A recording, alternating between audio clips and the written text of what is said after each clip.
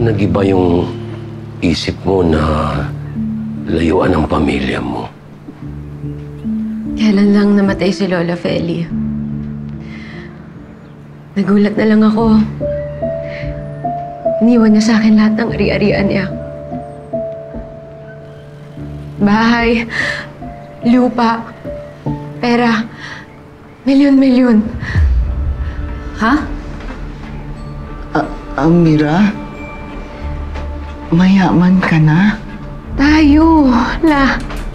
Tayo. Kaya napagdesisyon ko na bumalik dahil ngayon, kaya ko na kayong protektahan.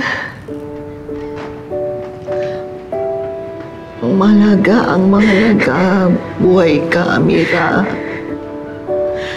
Ilang taon kong pinagdasal. Salamat sa